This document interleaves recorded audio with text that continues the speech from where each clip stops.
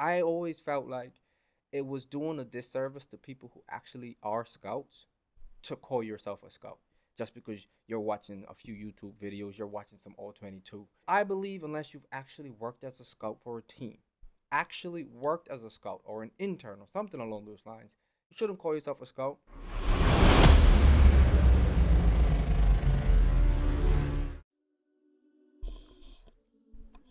All right, so first things first, it's been a minute since I made a video. I think my last video was probably made after the third week of the season. And there are two reasons for that. One, I was never gonna have time to make videos every week. It was always gonna be, hey, when I got a chance. So some weeks would have been one video, some weeks might have been two, some weeks might have been three, depending on how many games I had to catch up on. At least that was the plan. And then the truth is, that plan had to change. I work full time. I got three kids, two young kids, one older kid, and I just don't have the time to record on the schedule. But the other thing now is I decided to sign up for Sports Management Worldwide with Dr. Lynn Lashbrook, who I refer to as LL Cool J, and I did tell him that. So I got registered for the football GM and scouting course.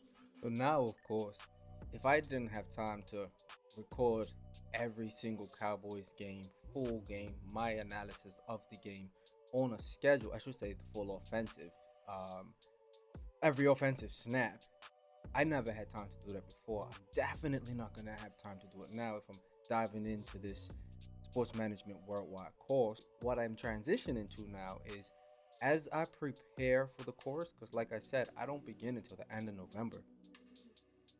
I'm too hungry to sit around and wait, so I dig up as much information as I can, and I managed to find some things that let me get a good idea what the structure, at least of the scouting reports, is. So I'm using those to go ahead and apply what I know now, do a few scouting reports now. I did Garrett Nussmeier already. I don't want to just do the popular names. I want to do maybe top 20 to 25 at each position. I do have access to some NCAA All 22, so I will also be limited by that because I'm not going to have everybody. I have to obviously just do the ones that I have, and I want to be able to watch 3 to 4 ideally games of these players. But if I only have one game, I'm not gonna do it. Obviously, if I have no games, I can't do it. But if I have two, depending on the person, then I'll go ahead and do that. In terms of the actual written reports, I'm posting those over there on X, formerly known as Twitter. I posted Garrett Nussmeier's earlier this week. So those might come out, I don't know, a couple times a week. But as far as doing a video review, again, it's going to be when I have time. This gives me the opportunity to just work on my scouting reports, bang those out, and then whenever I just have a free moment, fire up the webcam, fire up the film, and let's go ahead and have a conversation. And it might be about a scouting report, it might be about a football player, but it could be about something entirely different. But it's always going to be about football. A lot of it's going to be about sports management worldwide. I do have um, they sent a bunch of material. So I decided the end of last month, the end of September, was when I decided that I was going to go ahead and give this course a try. And within 24 hours, they made contact and shipped some material to me. And if I was in America, I probably would have had it in within 48 hours of actually signing up for the course. Amazing. Of course, I'm all the way in Bermuda, which is off the east coast of the United States, out there by the North Carolina. Um, so I had it a week, maybe 10 days after signing up, which is impressive. So, the first thing I'm digging into is The Draft by Pete Williams. This book is awesome. This really does a great job going through what this whole process is, this draft process. And I think the main thing it does is it gives you perspective. And what I enjoy about gaining any sort of perspective in life is putting yourself in other people's shoes makes you able to sympathize. Maybe empathize depending on your own experiences, but you can at least start to sympathize, you know? We look at these guys on TV and like, oh, this is the dream. But you don't see the stress that they go through as they're preparing for the draft and hoping they'll be drafted and those sorts of things. The agents, oh my goodness, man, the things that these agents out here doing, it's real work. It's real work and it's hustle and bustle.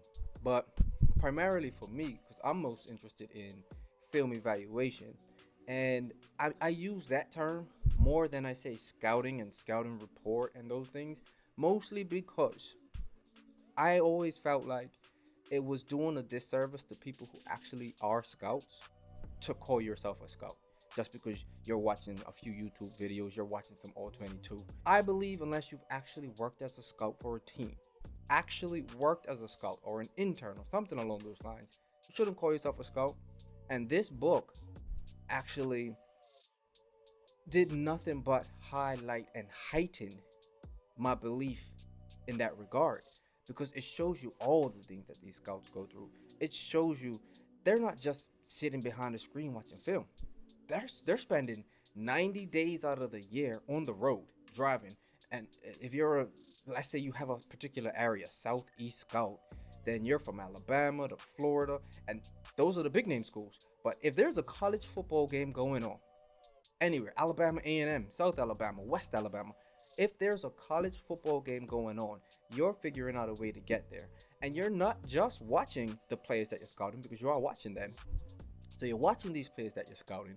You're then interviewing at least 3 or 4 people per player. So you want to talk to coaches, position coaches, relatives or friends if you can, academic advisors, professors, other students in the school to get a feel for who these people are, to really draw a well-rounded picture of who these people are. That now, that knowledge after reading this book made me, after I watched Garrett Nussmeier's tape, and actually while I was watching it, I also put on a bunch of his interviews and press conferences so that I could hear him talk, hear him respond to different things, and try to get a feel for who he is. And even still, you're not going to get it from interviews and press conferences because you're going to have some people who are able to absolutely put on the best show every single time they're in front of a camera.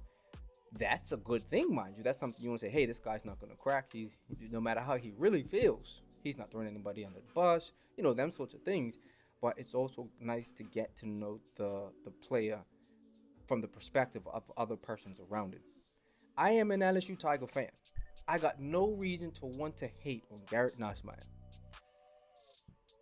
Quarterbacks are overdrafted, so he's likely to go top 10, 15, or 20. I have a second round grade on Garrett Nussmeier, the high second round, anywhere from, I don't know, 32 to 42, right? That's my grade on Garrett Nussmeier. Again, I'm not a scout. I'm just somebody who studies a lot of football, watches a lot of football, been studying the All 22 for a long time. I try to use the knowledge that I gain to make somewhat informative comments. And I intend, of course, by signing up for this course with SMWW, to sharpen those skills and to gain more knowledge so that I can better evaluate film. But again, it's only going to ever be film evaluation. I'll throw in things from press conferences, and should I hear any other interviews or anything that I can add, especially so that I can speak directly to a player's character. And there's the other thing: watching film online, you're not able to get a true sense of body type because that's another thing that scouts report on, right? So some of these things, I'm gonna be relying on the internet, right? So I can't call myself a scout if I'm sitting in my living room sipping on a virgin margarita. I don't drink, but I'm sitting in my living room in Bermuda enjoying the beautiful weather. Mind you, we're expecting a hurricane tonight. Probably a bad time to talk about beautiful weather. Other thing though, the the other things that came from Sports Management Worldwide, it all came in this nice little knapsack, right? It's pretty cute. A little ball. My son and daughter are probably gonna steal that. There's another book I haven't gotten to yet called The Pack Away: 9 Stepping Stones to Building a Winning Organization. Right now, I'm not happy with the Packers, but they're definitely building a winning organization, and it pisses me off. Why, Micah? GM Junior. Now this, awesome. This was the beast before the beast. This is a guide to the 2012 NFL Draft, which is really, really cool. Shows you what these scouting reports could and should look like. I think that is fascinating. I can't wait to dig into that. In fact, I should probably just be digging through this for fun while I'm doing these scouting reports. But and then this package, I won't go through this because this is something that I guess you pay for these things, right? But those are things that I need for the course. So sports management worldwide, I'm definitely excited, looking forward to this course. That those are the other things I'm going to be doing while I'm doing the videos about players and scouting reports and whatnot, film evaluation. I am absolutely going to be doing my best to document the things that I'm going through with SMWW, the things that I'm learning, and it's cool because it's not just scouting. The course I'm doing is football, GM, and scouting. And the cool thing about it is that it's not just scouting. So what you'll learn, right? So it's 8 weeks. The first week is football, front office, and fundamentals. So I'm going to be learning myself and my other cohorts how NFL and NCAA scouting departments are structured, and how the pro and college scouting overlap, what separates good evaluators from great ones. Week two is going to be all about the NFL CPA. So that's going through rookie contracts, salary cap. So that second week's going to be cool because these are things that I hear about and I know a little bit about, but I haven't done a deep dive on any of this stuff, right? So I really want to get into that and learn a little bit better. But then week three will be scouting offensive skill positions. So quarterback, like I'm doing right now, running back, wide receiver, tight end. Week four will be offensive line. Week five, before we get into defensive players, we'll talk about schemes and systems. So base alignments, coverage styles, front mechanics, scheme diversity. Then week six, it'll be defensive line and edge players. Week seven, defensive backs, linebackers. And then as you can see, week eight will be some general manager strategy, building my own war room. So these things are going to be fun, but I want to be able to share my experience, and I want to be able to then go ahead and use it not only when I'm doing these scouting reports, but as we're getting up to the draft. It's not just going to be these film evaluations, but I'm going to be able to build my own draft board, my first round, second round, depending how many players I'm able to get through. Thank you guys so much. Thank you SMWW. Thank you Dr. LL Cool J. I can't wait to get started.